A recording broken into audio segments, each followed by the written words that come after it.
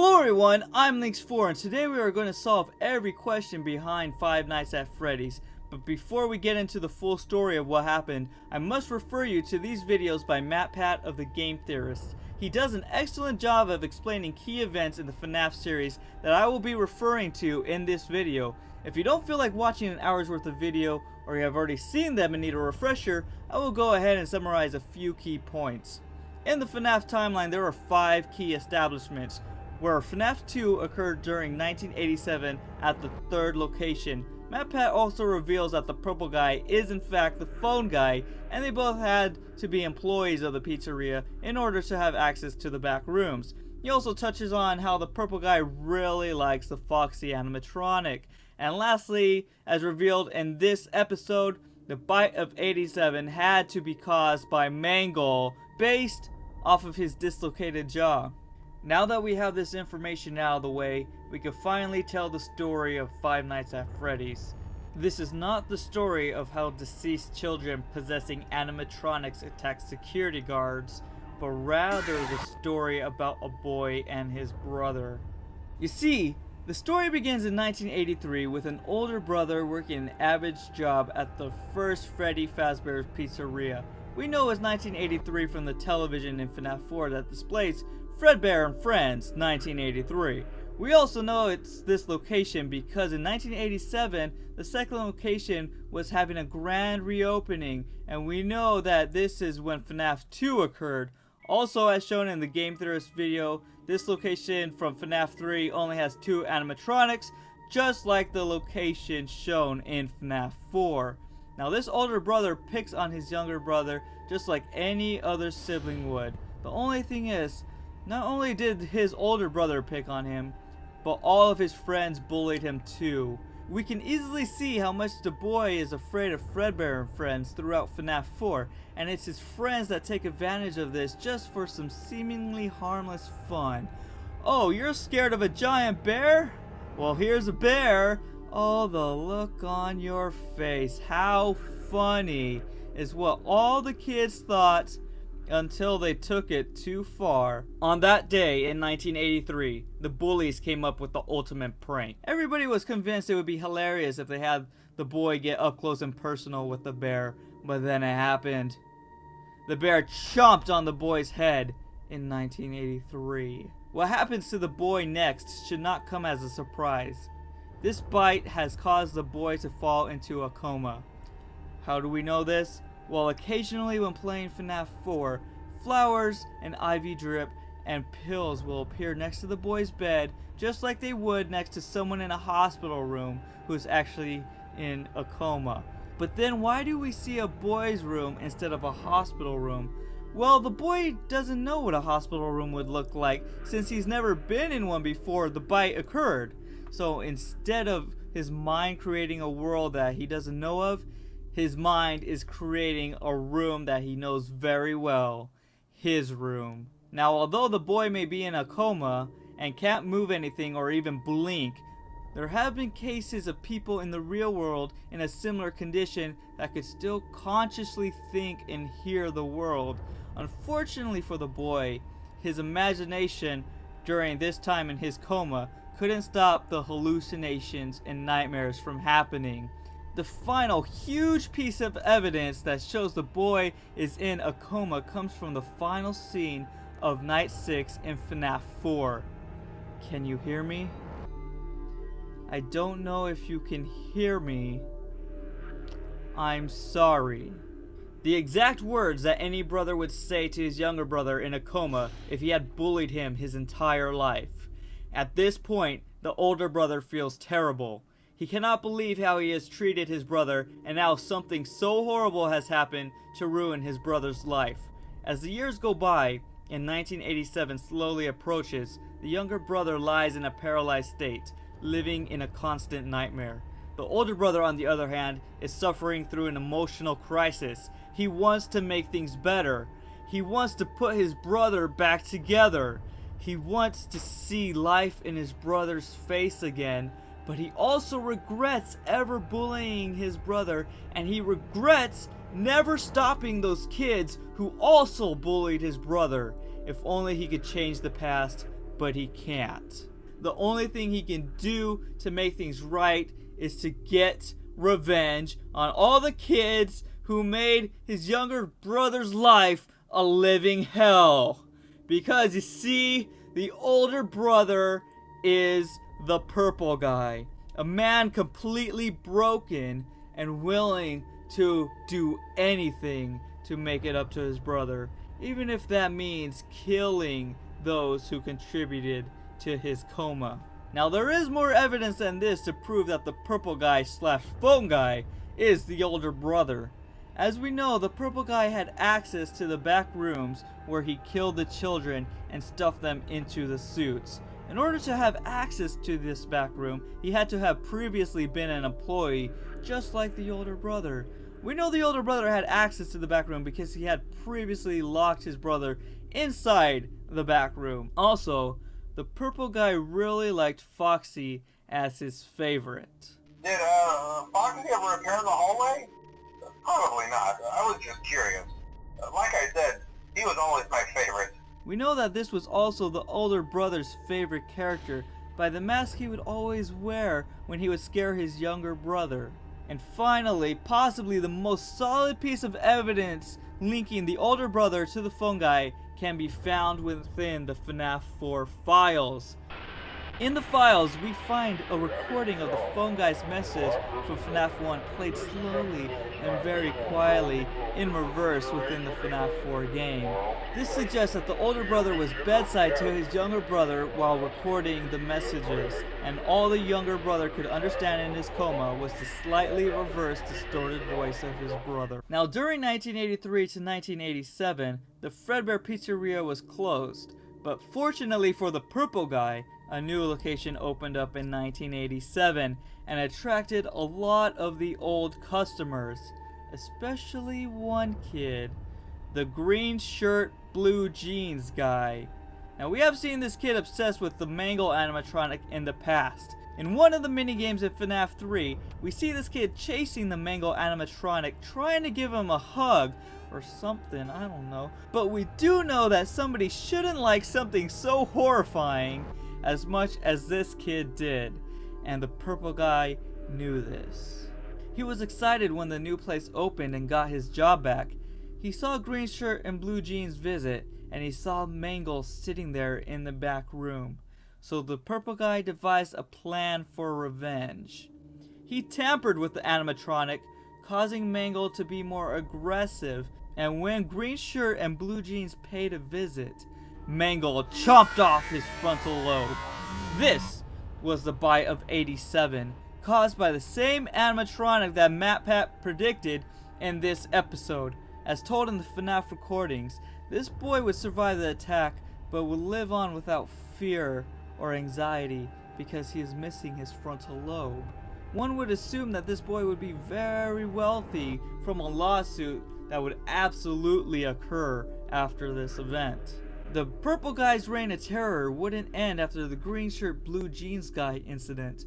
The purple guy kept hanging around and killing any kid he recognized that had bullied his brother in the past. Eventually, as we all know, the dead children now possessing the animatronics would chase around the purple guy and try and kill him. Eventually, the purple guy got cornered, and all he could think of was to hide in the Springtrap suit, which unfortunately caused his death, thus ending the Five Nights at Freddy's series. Or it should have been. 30 years go by, and somebody has created Fazbear's Fright, a horror attraction guaranteed to bring back your childhood in the worst possible way. Now, the security guard we play as in the game is never identified, but luckily we finally get to know who we are playing as and who the new phone guy is that built this place. 30 years after being in a coma, the younger brother finally wakes up. He can see the world again, but is much older and doesn't know what to do next. He is then contacted by the new phone guy with a job opportunity that would really suit him. Knowing nothing else but Fredbear and Friends lore, the younger brother reluctantly accepts the job in order to make a living. Unfortunately for him, working at his new job won't get him away from his nightmares as he continues to have hallucinations of Fredbear and friends that don't kill him but continue his nightmare of his 30-year coma. Now the younger brother isn't the only one brought to this location. The older brother, now whose soul is trapped within Springtrap, is also brought here. It's the reunion the older brother has been waiting for nearly 30 years. It's no coincidence that every jump scare in the FNAF series is trying to kill you, except when it comes to Springtrap. When he sees you, he just moves in front of you and looks at you. He's not trying to kill you. He's shocked to see you. Purple Guy cannot believe that after 30 years, his younger brother has awakened and is alive and well. It's a loving moment between the brothers, but this is no happy ending. The place is soon burnt to the ground along with the brothers by someone who remembers the trauma that the Purple Guy caused them in 1987. Someone with enough money from a lawsuit to create a horror attraction. Someone whose voice is unwavered when announcing he's found a new animatronic. And someone that knows both of the brothers and has been waiting 30 years for his ultimate revenge. This someone is the green shirt, blue jeans guy. And this ends the Five Nights at Freddy's story. A story about two brothers involved in a conflict that eventually gets resolved with the older brother getting revenge, but unfortunately ends when one of the victims has the final say. Now you may be thinking that this may make some sense, but is there anything that would contradict what we have just been told? Well, there's actually two scenes that I could think of. In FNAF 2, there is a mini game from the very first Fredbear's Diner where the Purple Guy gets out of his car and kills a kid waiting outside. And then in FNAF 4, there's another mini game where the Purple Guy is helping the Springtrap character get into costume and definitely doesn't look like the older brother that works there. Luckily, I do have an explanation for these scenes, and it may shock you. Let's start with the FNAF 4 scene. Now, we all know that the older brother works at the first Freddy Fazbear's Pizzeria in 1983, but we never mentioned that he was the security guard at the time. His job at the pizzeria was actually to wear the Springtrap suit and entertain the guests as shown in the scene. So if the older brother's job right now is to wear this suit, then who is this Purple Guy? Well, you see, there are multiple Purple Guys throughout the FNAF series. Now, this doesn't mean that all the Purple Guys that appear in the games were killers. It just means that if you were a security guard in the Five Nights at Freddy's world, then you would appear as purple to everyone else. If the security guards you play as in FNAF 1 and FNAF 2 had looked in a mirror, then they too would have seen themselves appear as purple. This is why the animatronics attack security guards, because the children are trying to get revenge on the security guard who killed them, but unfortunately all the security guards appear purple to them. So this guard is not purple because he represents the killer, but rather he represents security. The older brother would eventually be promoted to security and become the killer we know him as after his younger brother suffers from a coma. So then that brings us to this scene in FNAF 2 at Fredbear's Family Diner. We know this is the Family Diner because there's only one animatronic, whereas the first Freddy Fazbear's Pizzeria had two animatronics. You could say that the Fredbear's Family Diner served as a sister location to the first Freddy Fazbear Pizzeria. Now, the death of this kid is actually the only death in the FNAF series that doesn't happen at the hands of the older brother, but was caused by a completely different security Purple Guy who worked at the sister location. So is there any information we can find on this new Purple Guy? And actually, there is. If we look back to FNAF 1 and we pay close attention to one of the posters, it clearly states, video surveillance identified the man responsible for the killings and led to his capture. Now this is clearly a reference to the killings that occurred at this location, but if they captured the older brother, then why is he later seen dying in a spring-locked suit? Because they got the wrong purple guy. You see, after a couple incidents that occurred at the two previous locations, Fazbear Entertainment had to eventually shut them down. Employees from the old locations were then transferred to the new location once it had reopened, leaving the older brother and this other purple guy working under one roof. The older brother knew he was going to get revenge on the bullies, but also didn't want to go to jail for doing it. So he devised a plan. Wearing the same uniform, the older brother would frame this purple guy for the new killings, sending him to jail and letting the older brother walk free. I hope you enjoyed this long video.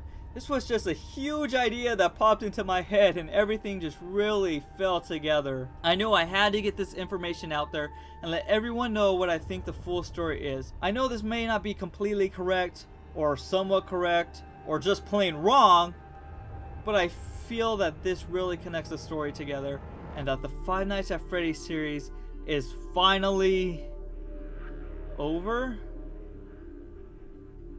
What's in the box? We have covered everything else, but at the end of night 7 of FNAF 4, there is a mysterious box with the words, "Perhaps some things are best left forgotten for now." What could this possibly mean now that we have covered everything? I think I have somewhat of an idea, but I can't be certain. If we go to the Steam page of FNAF 4, we see that the description of the game states, "In this last chapter of the Five Nights at Freddy's original story." Now there's a lot that you can make of this sentence, but I believe it's related in a way to the box. I believe that in the box is something that will jumpstart Scott Cawthon's next game series. A game series that doesn't deal with Fredbear and Friends in any way, but still a game series that exists within the same universe. I just want to thank you all for watching this video. I really enjoyed the FNAF series, and I hope you did too. I honestly wouldn't care if Scott made hundreds of these games. They're still fun to me. Thanks for watching. Links 4 out. You okay there? Okay, dude. Don't worry. I'll keep you safe, Freddy. I won't let those evil monsters attack you.